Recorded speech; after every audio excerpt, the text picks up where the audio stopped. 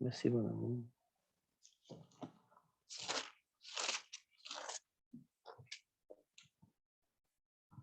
Un, deux, un, deux. On y va. Alors, pour ceux peut-être qui viennent de se connecter avec nous, bienvenue à ce culte conjoint de l'Assemblée Vie Nouvelle de Beauce-Bellechasse, l'Église Centre-Vie Abondante de Montmagny et la Chapelle La Porte de Kamouraska. Ce matin, pour la parole de Dieu, je vais vous inviter à tourner avec moi dans Actes au chapitre 15. Nous allons lire ensemble les versets 24 à 28. Actes au chapitre 15, à partir du verset 24 jusqu'au verset 28.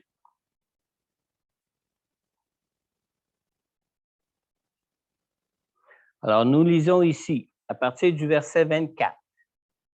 Nous avons appris que des hommes partis de chez nous, mais sans aucun ordre de notre part, vous ont troublés par leur discours et vous ont ébranlés en vous disant de vous faire circoncire et de respecter la loi.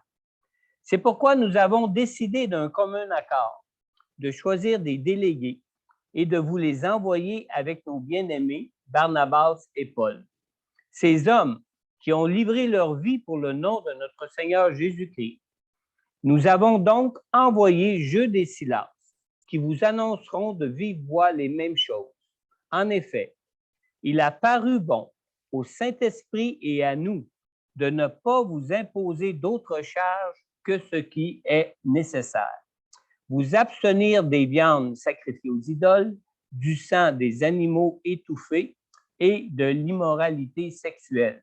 Vous agirez bien en évitant tout cela. Adieu. Adieu. J'ai intitulé mon message ce matin « Un esprit de solution ».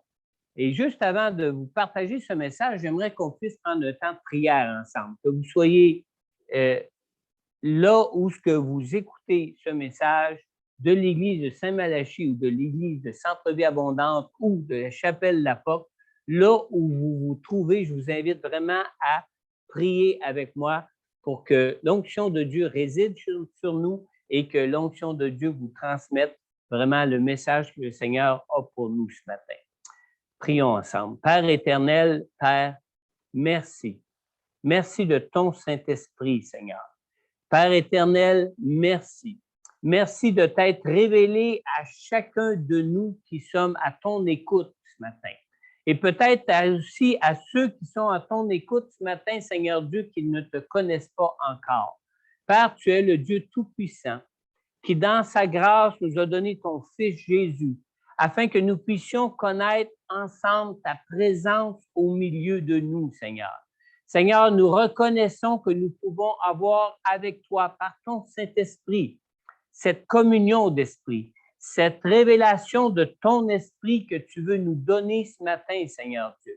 Alors, je te prie dans ta grâce que tu puisses oindre tous ceux qui sont à l'écoute de ce message ce matin, Seigneur, qu'ils soient oints de ton Saint-Esprit, afin, Seigneur Dieu, de comprendre et de recevoir tout ce que tu as à nous partager de ton cœur à nos cœurs en ce qui concerne notre marche dans nos vies ici-bas, Seigneur Dieu.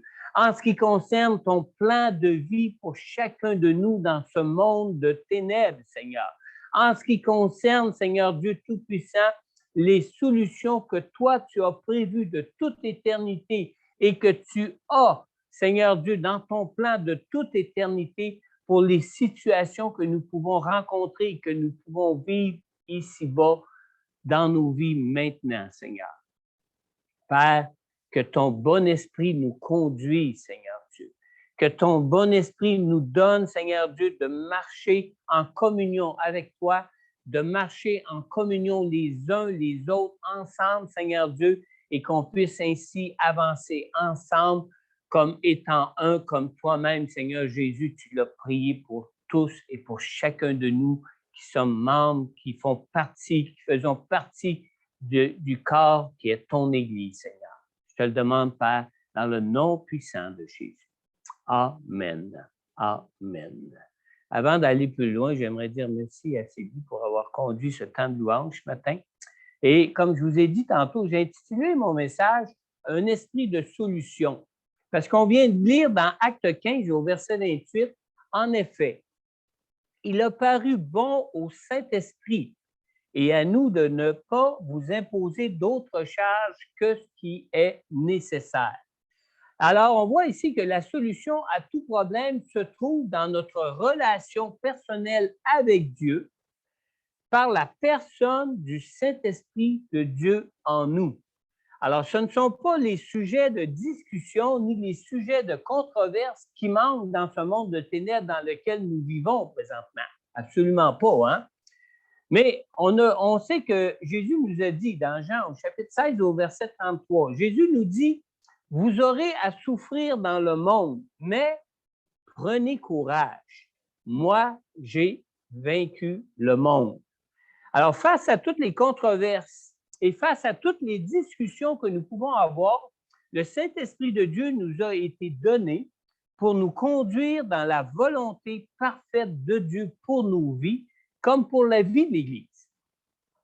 Le Saint-Esprit de Dieu ne nous est pas donné pour nous conduire seulement dans l'appel que Dieu a pour chacun de nous et pour son Église, mais aussi en ce qui concerne les controverses et les discussions que nous pouvons avoir entre nous en tant qu'enfants de Dieu.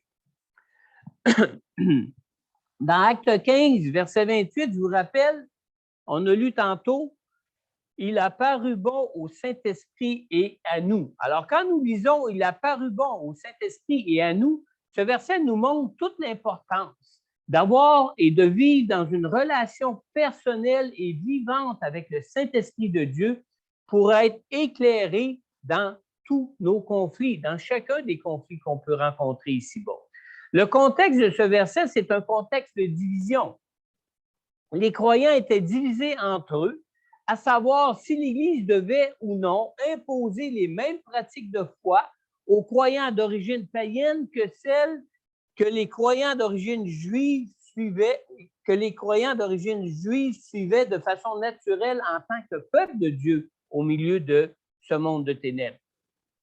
Alors, pour bien saisir l'importance de la controverse, il faut bien s'imaginer la situation. Comment des croyants juifs pouvaient-ils considérer comme des frères, et pire encore, les considérer comme des enfants de Dieu, ceux des croyants qui étaient incirconcis et qui mangeaient des aliments non cachers? Hein? C'était difficile pour eux dans leur situation et dans leur contexte de vie, avec leur arrière-plan de vie, de considérer les païens d'entre les gens du monde qui joignaient l'Église, qui demeuraient incirconcis et qui ne mangeaient plus selon les lois cachères comme eux. Les croyants d'origine juive voyaient ces croyants d'origine païenne comme des gens qui, en général, vivaient leur vie en suivant les coutumes des cultures immorales du monde plutôt qu'en se soumettant à la volonté de Dieu.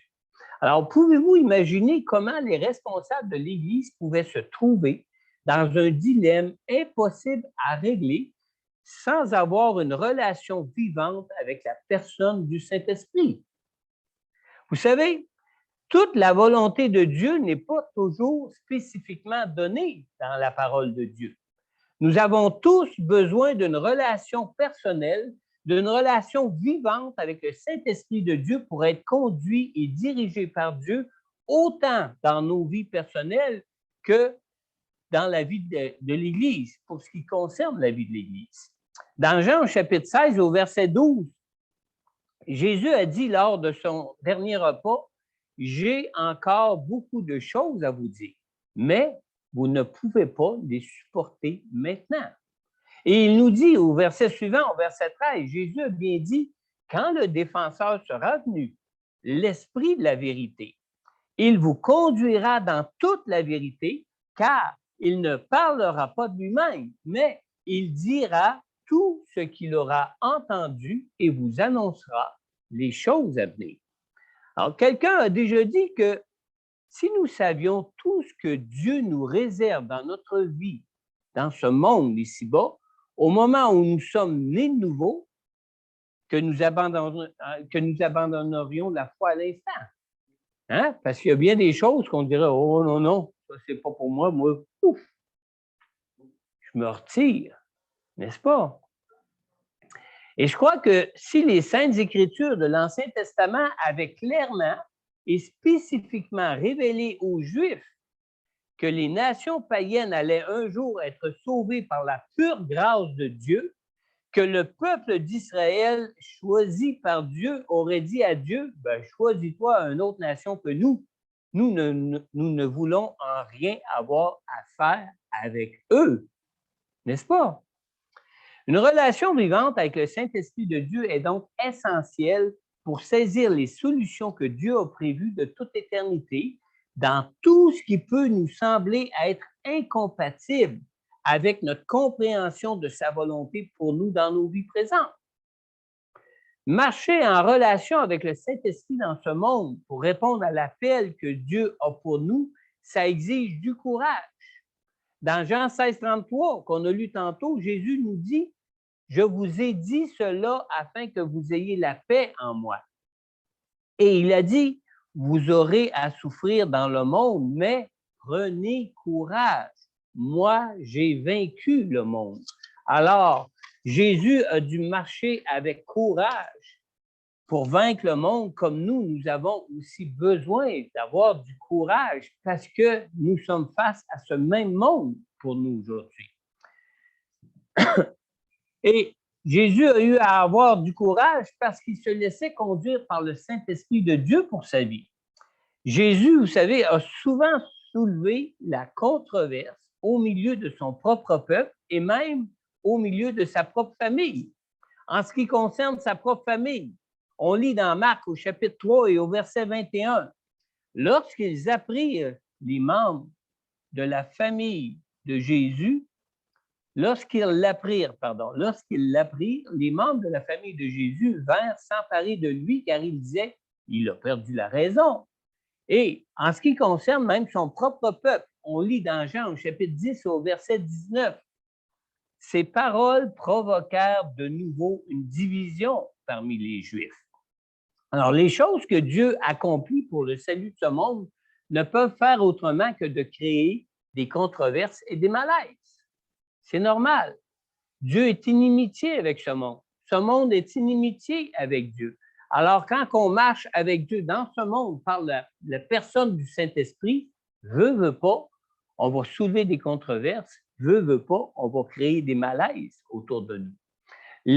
Nous sommes dans un monde qui vit comme si Dieu n'existe pas. Et même lorsque nous devenons enfants de Dieu, nous sommes tous nous-mêmes, chacun en apprentissage face à la confiance que nous devons arriver à donner au Seigneur pour nos vies. Et même si le Saint-Esprit, des fois, nous parle ou veut nous diriger, des fois, ça nous met dans un certain malaise ou ça crée en nous-mêmes une controverse avec nous-mêmes, avec notre propre personne. Les malaises et les controverses ne venaient pas du fait que Jésus agissait à l'encontre de la parole de Dieu, mais les malaises et les controverses venaient du fait que le peuple ne comprenait pas ou comprenait mal la volonté de Dieu pour eux. Dans une situation de controverse qu'on lit dans Jean au chapitre 8 au verset 46, Jésus a dit « Qui de vous me convaincra de péché? Si je dis la vérité, pourquoi ne me croyez-vous pas? » N'est-ce pas?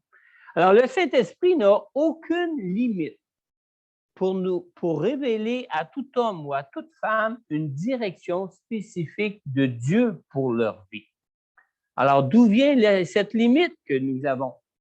Dans Jean au chapitre 16 au verset 8, Jésus a dit du Saint-Esprit « Et quand il sera venu, il convaincra le monde en ce qui concerne le péché, la justice et le jugement. » Alors, le Saint-Esprit, lui, n'a aucune limite.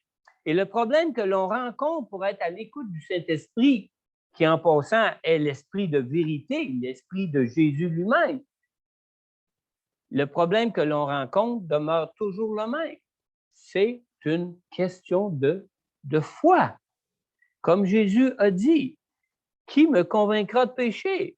Qui pourrait dire que Jésus avait tort? » Et il leur dit, « Pourquoi vous ne me croyez pas, puisque je vous dis la vérité? » Dans la controverse de Jésus avec les gens du peuple qu'on a lu dans Jean 8 au verset 46, Jésus leur dit, « Pourquoi ne me croyez-vous pas alors que je dis la vérité? » Et au verset 9, le verset suivant de Jean 16, Jésus précise, « En ce qui concerne le péché, parce qu'il ne me croit pas. » Alors, et où la limite? La limite se trouve toujours au niveau de notre propre foi. Et dans l'histoire de la controverse qui concernait les non-juifs et la pratique de foi des Juifs dans le livre des Actes qu'on a lu au début, l'apôtre Pierre a ouvert la discussion en partageant l'œuvre particulière que le Saint-Esprit avait fait chez Corneille. Corneille qui était un non-juif d'entre les nations païennes. Dans Acte 15, au verset 8, on lit « Et Dieu qui connaît les cœurs leur a rendu témoignage en leur donnant le Saint-Esprit comme à nous. » Alors, si les croyants d'origine juive n'arrivaient pas à reconnaître que Dieu accordait son Saint-Esprit même à ceux qui semblaient appartenir encore aux gens du monde, c'est qu'ils comprenaient mal le plan de salut que Dieu était en train d'accomplir. Pour arriver à reconnaître et à accepter les solutions que Dieu nous donne face aux controverses qui peuvent prendre place entre les croyants, il nous faut tous avoir une relation personnelle et surtout une relation personnelle qui est vivante avec le Saint-Esprit de Dieu. Acte 15, 28, comme on a lu, il a paru bon au Saint-Esprit et à nous. Alors, le Saint-Esprit ne nous est pas donné pour agir seul sans le concours de tous et chacun. Le Saint-Esprit agit de manière à ce que toute l'Église comprenne et à ce que toute l'Église reconnaisse ce qui est le plan et la volonté de Dieu et ce qui est de Dieu pour nos vies. Par le Saint-Esprit, par la personne du Saint-Esprit, le Seigneur tient sa main haute sur l'Église. Dieu n'a pas accordé le Saint-Esprit seulement à des dirigeants de l'Église, mais Dieu accorde le Saint-Esprit à tous et à chacun de ses enfants, parce que nous avons tous et chacun ont besoin de reconnaître la direction de Dieu, la volonté de Dieu pour pouvoir y obéir et y marcher par la foi. Lorsque nous vivons des controverses, ce n'est pas l'idée de tous et de chacun qui compte. Lorsque nous vivons des controverses, ce qui compte, c'est ce que le Saint-Esprit dit à l'Église. Malheureusement, le défi que nous avons à relever le défi que nous avons à relever pour régler les questions de controverse, c'est d'être tous et chacun à l'écoute du Saint-Esprit. René Pache, dans un commentaire dans son livre intitulé « Notes sur les actes des apôtres », René Pache dit ceci en ce qui concerne la controverse qu'on a lue au début dans Acte 15. René Pache dit « Si nous nous y prenions de la même manière, les divergences entre croyants également respectueux de la révélation seraient facilement aplanies, n'est-ce pas? » Maintenant, ce que Jésus disait et ce que Jésus faisait, et le comportement même que Jésus avait face à tous et à chacun soulevait souvent des divergences d'opinion et des controverses. Mais vous savez qu'avant le jour de la Pentecôte, Jésus était le seul qui était rempli du Saint-Esprit et qui était constamment à l'écoute du Saint-Esprit pour être dirigé dans l'accomplissement du plan du salut de Dieu pour ce monde. Il était le seul qui était rempli du Saint-Esprit. Dans Luc, on va lire ensemble le verset 51 à 56. Vous pouvez tourner avec moi parce que vous ne l'aurez pas ici à l'écran. Luc au chapitre 9.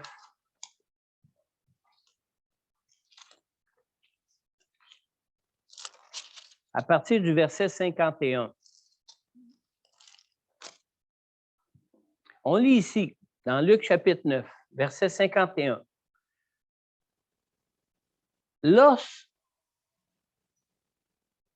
Lorsqu'approchèrent les jours où il devait être élevé du monde, enlevé du monde, Jésus prit la décision de se rendre à Jérusalem. Il envoya devant lui des messagers qui se mirent en route et entrèrent dans un village samaritain pour lui préparer un logement. Mais on refusa de l'accueillir parce qu'il se dirigeait vers Jérusalem. Voyant cela, écoutez bien ici, voyant cela, ses disciples Jacques et Jean disent, Seigneur, veux-tu que nous ordonnions au feu de descendre du ciel et de les consumer comme l'a fait Élie?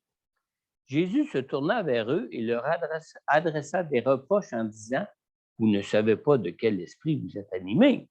En effet, le Fils de l'homme n'est pas venu pour perdre les âmes des hommes, mais pour les sauver. Et ils allèrent dans un autre village. On a bien lu ici dans le verset 55 de Luc 9, Jésus se tourna vers eux et leur adressa des reproches en disant, vous ne savez pas de quel esprit vous êtes animés. Et vous savez, cette histoire concerne des disciples qui étaient très proches de Jésus. Alors, il nous faut être constamment prêts à juger la source de l'inspiration de nos propres pensées. Il nous faut être constamment prêts à juger la pertinence des passages bibliques sur lesquels nous appuyons notre compréhension des choses. Parce que vous savez, même le diable utilise la parole de Dieu pour chercher à semer la controverse et à créer des divergences entre nous. Et pour bien saisir et bien juger et bien comprendre la pertinence des versets sur lesquels nous pouvons appuyer nos convictions bibliques, nos convictions qui sont prises à partir des versets bibliques, c'est bien important d'être sous la direction du Saint-Esprit de Dieu, d'être animé de l'Esprit de Dieu, d'être influencé par l'Esprit de Dieu et de se garder de tout autre esprit qui pourrait essayer de nous influencer. Stanley Horton, dans son livre intitulé « La Bible et le Saint-Esprit », dit ceci en parlant des apôtres dans le livre des Actes. Et vous savez ce qu'il dit? Il dit « Ceux-ci ne jouent pas un rôle important dans le livre des Actes, mais le Saint-Esprit est la vedette. » Alors, on voit comment est-ce qu'on n'a pas à se laisser conduire par des hommes, même des hommes que l'on peut reconnaître comme des hommes de Dieu ou des hommes près du Seigneur ou des hommes qui aiment le Seigneur comme nous aimons le Seigneur.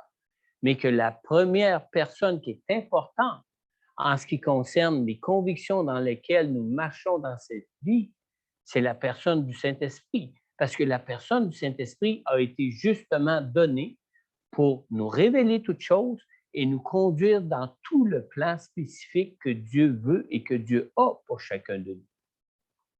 Il est important que les croyants se laissent tous être dirigés et inspirés par le Saint-Esprit pour demeurer même dans cette unité pour laquelle Jésus a prié. On connaît tous la prière sacerdotale. Prière sacerdotale que vous pouvez lire dans Jean au chapitre 17, le chapitre au complet, le verset 1 à 26. On ne prendra pas le temps de le lire ce matin, mais j'aimerais attirer votre attention au verset 21 de la prière sacerdotale qu'on trouve dans Jean 17. Jésus prie ici afin que tous soient un comme toi, Père. Tu es en moi et comme je suis en toi, afin qu'eux aussi soient un en nous pour que le monde croie que tu m'as envoyé. Vous savez, le Saint-Esprit a le rôle important de conduire toute l'Église dans un commun accord. Ça fait partie de la job du Saint-Esprit, du travail, de l'œuvre, du rôle du Saint-Esprit en chacun des croyants. Alors, quand les croyants cherchent à être conduits et dirigés par le Saint-Esprit, Jésus demande encore au Père. Et le Père envoie encore l'Esprit. Et il l'envoie encore comme au jour de la Pentecôte. Certains prétendent que l'effusion du Saint-Esprit se limite à notre nouvelle naissance. Mais quand on regarde les Écritures, on lit dans Acte 4, au verset 31, on voit ici que le plan de Dieu pour nous est de nous remplir à volonté. Vous avez déjà été dans des restaurants, dans des buffets à volonté? Qu'est-ce qui peut vous empêcher de vous servir à nouveau? Rien, sinon peut-être si vous réalisez que vous êtes trop gourmand. Mais face à Dieu, pour le Saint-Esprit, on n'est jamais trop gourmand. Dieu, dans son plan pour nous, veut nous remplir à volonté. On lit ici dans Acte 4 au verset 31, « Quand ils eurent prié, l'endroit où ils étaient rassemblés trembla. Ils furent tous remplis du Saint-Esprit et ils annonçaient la parole de Dieu avec assurance. Vous savez, quand on lit ce verset, on pourrait facilement confondre ce moment où il y a eu une nouvelle effusion du Saint-Esprit avec celui du jour de la Pentecôte. Pourtant, ce n'est pas du tout au même moment. C'est quelque temps plus tard. Et même si ce verset concerne à peu près les mêmes personnes que ceux qui avaient été remplis du Saint-Esprit au jour de la Pentecôte, cette histoire se passe après que l'apôtre Paul ait été relâché de prison, bien après les jours de la Pentecôte.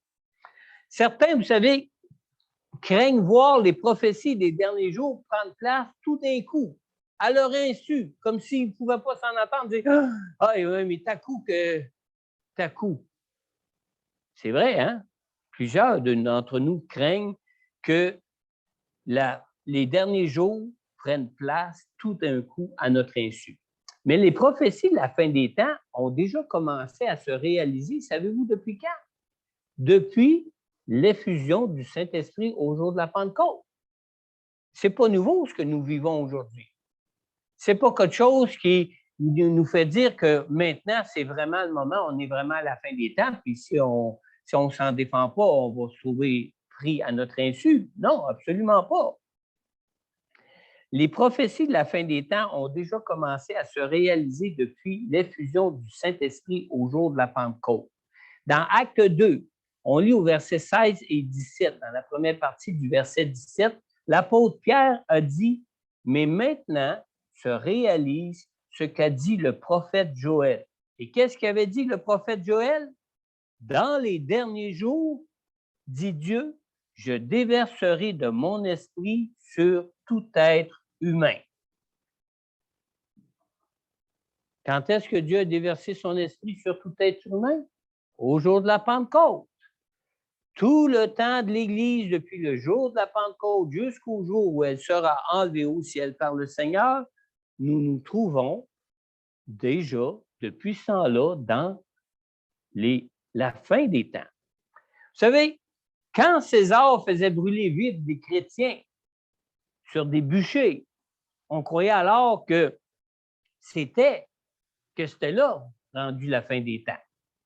Quand Hitler a conduit ce monde dans une toute nouvelle guerre mondiale, on a aussi cru qu'on en était à la toute fin des temps. N'est-ce pas? Nous sommes à la fin des temps depuis le jour de la Pentecôte. Aucun croyant n'a à craindre que la fin des temps vienne à son insu. Croyez-moi, si on est habité du Saint-Esprit, si on est conduit par le Saint-Esprit, si on cherche à être dirigé par le Saint-Esprit est fidèle. Nous saurons quand ce sera la fin des temps et nous saurons quand nous aurons à refuser des choses qui viennent de nos gouvernements. Dans 2 Thessaloniciens, au chapitre 2, on lit au verset 3 que personne ne vous trompe d'aucune manière. En effet, il faut que l'apostasie arrive d'abord et qu'apparaisse l'homme de péché, le fils de la perdition. Est-ce qu'on est vraiment rendu à une pleine apostasie pour voir arriver la fin des temps telle que la Bible nous l'annonce, telle que la Bible nous en donne les signes? Non, on est loin de ça parce que tant que l'Église du Seigneur Jésus-Christ ne sera pas enlevée, on ne peut pas parler d'une pleine apostasie dans ce monde. Parce que c'est l'Église elle-même, parce qu'elle est habitée du Saint-Esprit de Dieu qui retient l'apparition de l'Antéchrist parce que nous connaissons la vérité. Amen. Le monde se fera surprendre par les supercheries des esprits de ténèbres qui dominent dans ce monde, mais pas ceux qui ont l'Esprit de Dieu en eux et qui sont à l'écoute du Saint-Esprit. Amen. Le Saint-Esprit de Dieu ne vient en nous et sur nous. Le Saint-Esprit de Dieu ne vient pas en nous et sur nous simplement pour nous éviter de subir les répressions exercées contre nous par les autorités qui dominent dans ce monde de ténèbres. Le Saint-Esprit de Dieu vient sur nous et en nous pour être avec nous dans toutes les épreuves que Dieu peut juger bon pour nous de permettre dans nos vies. Voulez-vous que je répète? Le Saint-Esprit de Dieu vient sur nous et en nous pour être avec nous dans toutes les épreuves que Dieu peut juger bon pour nous de permettre dans nos vies. Il nous faut simplement nous souvenir que Dieu est souverain, nous souvenir qu'il continue de régner sur ce monde, nous souvenir qu'il est avec nous pour nous accompagner et pour veiller à nous épargner de tout ce qui pourrait s'avérer fatal maintenant dans nos vies. Dans 1 Corinthiens, au chapitre 10, nous lisons au verset 13. « Aucune tentation ne vous est survenue qui n'ait été humaine. Dieu est fidèle et il ne permettra pas que vous soyez tentés au-delà de vos forces. Mais avec la tentation, il préparera aussi le moyen d'en sortir afin que vous puissiez la supporter. » Amen. Dieu est sans limite. Le Saint-Esprit de Dieu en nous est aussi sans limite. C'est une personne divine. C'est la personne de Dieu. Et même si nous sommes limités, Dieu connaît nos limites et c'est justement la raison pour laquelle il nous a donné la personne du Saint-Esprit pour être en nous, pour être avec nous dans toutes ces situations. Dans Jean chapitre 16 au verset 13, Jésus nous dit, « Quand le défenseur sera venu, l'Esprit de la vérité, il vous conduira dans le mensonge? Non, dans toute la vérité. Car il ne parlera pas de lui-même, mais il dira tout ce qu'il aura entendu et vous annoncera les choses à venir. » Amen. On lit aussi dans 2 Timothée au chapitre 1 et au verset 7. Nous lisons aussi ici, « En effet, ce n'est pas un esprit de timidité que Dieu nous a donné, mais un esprit de force, d'amour et de sagesse. » Dieu sait comment que nous sommes limités en ce qui concerne nos capacités. Il nous a donné un esprit qui est un esprit comme lui, tout-puissant, un esprit de force.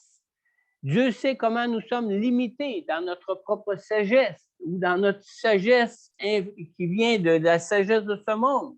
Dieu nous a donné un esprit d'une grande sagesse, d'une sagesse divine, comme le Saint-Esprit de Dieu est lui-même une personne de Dieu, comme Dieu lui-même est un Dieu de sagesse. Alors, nous n'avons pas à craindre ce monde. Nous n'avons pas à craindre à marcher dans les voies que Dieu nous dit de marcher. Nous n'avons pas à marcher de la façon que Dieu nous demande de marcher dans ce monde. Nous avons simplement besoin de mettre toute notre confiance en Dieu et de voir ce que Dieu va faire pour nous dans toutes les voies dans lesquelles il va nous conduire. Je vais inviter Sylvie à s'avancer maintenant pour la louange. Ce matin, j'aurais une chose à te demander. Tu crains pour ta vie dans ce monde? Tu fais bien. Ce monde cherche constamment à détruire nos vies. Mais Dieu, lui, Dieu veut que tu sois sauvé de ce monde. Dans Jean 3,16, on lit, « En effet, Dieu a tant aimé le monde qu'il a donné son Fils unique afin que quiconque croit en lui ne périsse pas, mais ait la vie éternelle. » Alors, ma question pour toi ce matin, c'est, as-tu déjà invité Jésus à être ton sauveur pour ta vie? Ce matin, je veux t'inviter à recevoir le salut que Dieu veut pour toi, pour ta vie. Dans son amour pour toi, Dieu, dans sa grâce, t'offre une toute nouvelle vie pour toi maintenant avec Jésus dans ton cœur. Dieu t'offre non seulement le pardon gratuit pour tes péchés, mais il t'offre aussi de connaître une toute nouvelle liberté face à ce monde et face à toute l'oppression que l'on peut éprouver dans ce monde. Jésus est venu payer pour toi le prix pour te racheter de tes péchés, mais il est aussi venu pour te rendre libre de toutes les craintes que tu peux éprouver dans ce monde qui est dominé par les ténèbres. Dans Jean, au chapitre 8, au verset 36, on lit, Si donc le Fils vous libère, vous serez réellement libre. Alors, dans son amour pour toi, Dieu enverra pour toi en Jésus la personne du Saint-Esprit pour être avec toi en toutes choses maintenant dans ce monde. On lit aussi dans 2 Corinthiens, au chapitre 3, au verset 17. Or, le Seigneur, c'est l'Esprit. Et là où est l'Esprit du Seigneur, là est la liberté. Alors, ce matin, si tu veux recevoir Jésus comme ton sauveur, ce matin, je t'invite à adresser cette prière au Seigneur avec moi. Simplement répéter ces paroles d'une façon sincère dans ton cœur. Père céleste, je crois en ton amour pour moi et je crois que tu as envoyé ton Fils Jésus pour que je sois sauvé et purifié de tout péché. Seigneur Jésus, je crois que tu t'es sacrifié dans ton amour pour moi en payant à ma place à la croix le prix pour que je sois trouvé juste devant Dieu. Je reconnais que je suis pécheur et que j'ai besoin de la personne de ton Saint-Esprit pour vivre par la foi en toi une toute nouvelle vie de liberté avec toi. Seigneur Jésus, je t'ouvre maintenant tout mon cœur. Je te prie, Seigneur, d'entrer maintenant dans ma vie. Père céleste, merci de me pardonner pour tous mes péchés. Et je te demande, Père, dans le nom puissant de Jésus, ton Fils Jésus qui est mort et qui est ressuscité pour moi. Amen. Ce matin, si tu as adressé cette prière à Dieu, si tu écoutes l'enregistrement de ce message pour la toute première fois de ta vie, tu as adressé cette prière à Dieu, n'hésite pas à prendre contact avec moi ou avec Pasteur Corneille selon ce que tu préfères. Nous pourrons en retour prier pour toi personnellement et répondre à toutes tes questions sur Jésus et sur tout ce qui concerne sa présence avec toi dans ta vie. Pour ceux qui sont ici présents à l'Église, vous pouvez... Oh non, excusez, il n'y a pas personne ici à l'Église. Par contre, si tu es aussi de ceux ou de celles qui avaient déjà fait cette prière auparavant dans votre vie, mais que vous ressentez ce matin, là où tu te trouves, le besoin de connaître une toute nouvelle relation personnelle et vivante avec le Saint-Esprit de Dieu dans ta vie. Si tu es en train d'écouter cet enregistrement en ligne, je t'invite à prendre un temps de prière avec le Seigneur pour lui parler de ce besoin que tu ressens présentement et de lui ouvrir encore plus pleinement ton cœur. Je t'invite aussi à prendre contact, soit avec moi ou soit avec Pasteur Corneille pour que l'on puisse aussi prier avec toi. Nous allons maintenant simplement prendre un temps de louange, un temps d'adoration, et nous allons tout de suite, par la suite, prendre ensemble la Sainte Seine ce matin pour nous rappeler la grandeur de l'amour de Jésus pour chacun de nous. Alors, je vais inviter Sylvie à nous conduire dans un chant de louange et d'adoration. Si vous n'avez pas encore préparé un verre de jus en symbole du sang de Jésus qui a été versé pour nous à la croix, si vous n'avez pas encore eu le temps de vous préparer un morceau de pain en symbole du corps de Jésus qui a été meurtri, qui a souffert à la croix pour nous et qui est mort pour nous à la croix pour qu'on puisse ressusciter avec lui pour payer le prix de nos péchés. Alors, je vous invite à le faire maintenant et tout de suite après ce chant de louange et d'adoration, je vais revenir ici pour nous conduire dans ce repas, nous conduire ensemble dans ce repas du Seigneur avec toi, là où tu te trouves, où tu écoutes cet enregistrement. Amen.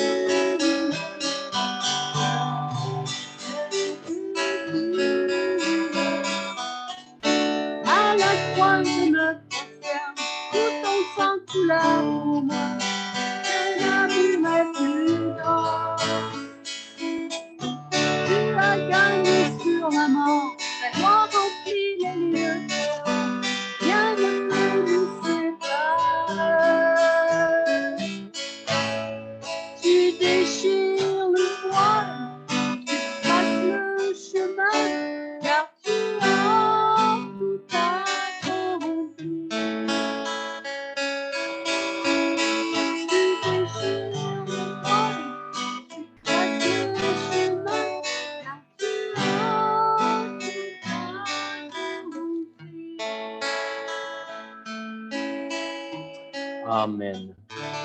Amen. Merci, Sylvie. Dans 1 Corinthiens, chapitre 11, nous lisons à partir du verset 23. « J'ai reçu du Seigneur ce que je vous ai transmis. Le Seigneur Jésus, la nuit où il a été arrêté, a pris du pain. Après avoir remercié Dieu, il l'a rompu et a dit, « Prenez, mangez, ceci est mon corps qui est rompu pour vous. Faites ceci en souvenir de moi. » De même, après le repas, il a pris la coupe et a dit, « Cette coupe est la nouvelle alliance en mon sang.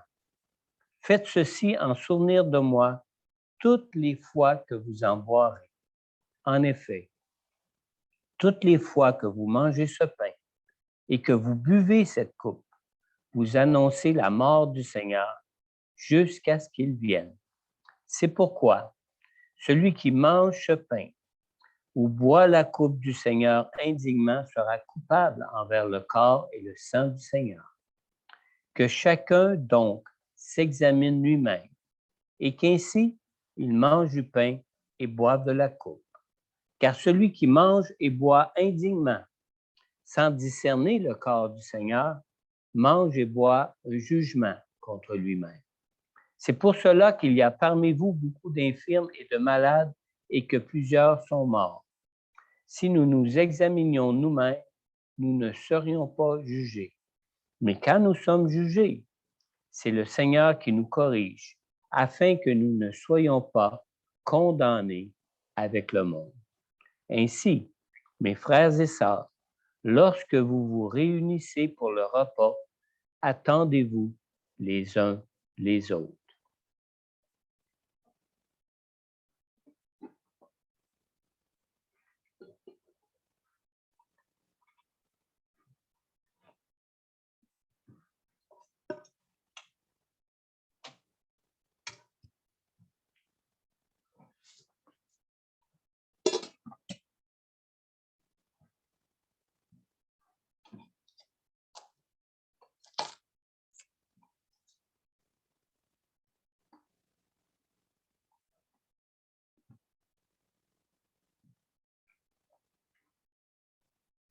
Alors, pour tous ceux qui partagent ce repas du Seigneur ce matin avec nous, ceux qui ont en main la coupe qui représente le sang de Jésus versé à la croix, sa vie parfaite livrée pour nous pour le prix, le rachat de nos péchés, pour notre pardon, notre réconciliation devant Dieu, et le pain qui représente son corps qui a été meurtri, qui a souffert pour le prix de notre guérison, pour le prix de notre délivrance, pour le prix de notre pardon.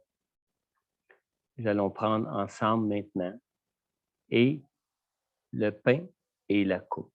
Mais auparavant, j'aimerais simplement qu'on prenne un temps de prière pour remercier Dieu, pour adresser une prière de reconnaissance à Dieu pour la grandeur de son amour pour chacun de nous. Père, merci pour ton Fils Jésus. Seigneur Jésus, merci pour cette grandeur de ton amour, Seigneur Dieu, pour avoir accepté, Seigneur, volontairement de livrer ta vie pour nous à la croix, afin que nous puissions tous ceux qui mettent leur foi en toi et qui croient en toi, afin que nous puissions tous être trouvés justes devant Dieu et bénéficier ainsi pleinement de ta présence par le Saint-Esprit dans nos vies, Seigneur. Merci d'avoir pris sur toi la croix toutes ces souffrances dans ton corps, Seigneur, qui nous apportent cette guérison pour nos maladies. Merci d'avoir pris sur toi à la croix le prix de tous nos péchés, qui nous apporte aussi cette délivrance et qui nous apporte la victoire sur ce monde de ténèbres, la victoire sur notre propre chair, la victoire pour connaître la vie maintenant avec toi par le Saint-Esprit et cette victoire pour connaître la vie éternelle avec toi, Seigneur. Merci, Jésus. Mangeons ensemble le pain.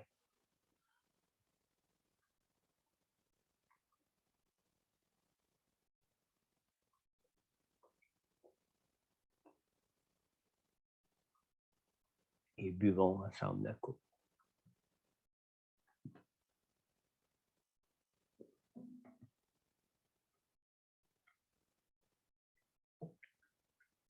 Amen. Père, merci pour ce temps que tu nous donnes ensemble, Seigneur. Merci même pour ces moyens technologiques que nous avons de pouvoir vivre cette communion ensemble et surtout, merci de ton Saint-Esprit qui nous permet d'avoir cette communion spirituelle ensemble et de connaître ta présence même au milieu de nous, en chacun de nous, Seigneur. On te remercie pour la grâce de ton salut que tu accomplis maintenant dans nos vies par la personne de ton Saint-Esprit, Seigneur. Et merci de ta fidélité pour nous garder jusqu'au jour où nous serons enlevés au ciel pour être avec toi ou jusqu'au jour de notre mort pour chacun de nous, Seigneur. Dans le nom de Jésus, Père. Amen. Amen. Merci d'avoir été avec nous ce matin. N'oubliez pas, dès la semaine prochaine, mardi, le 18 janvier, nous aurons notre première rencontre qui nous parlera justement des signes de la fin des temps avec Pasteur Corneille. Et dimanche prochain, nous pourrons nous retrouver ensemble avec Pasteur Corneille pour nous apporter la prédication de la parole de Dieu et avec Carl et France qui vont nous conduire dans la louange et l'adoration dans la présence de Dieu pour nous. Alors, je vous dis bon dimanche à tous, bonne semaine et que le Saint-Esprit vous conduise dans tout le plan de vie et les voies que Dieu a pour vous cette semaine. Amen.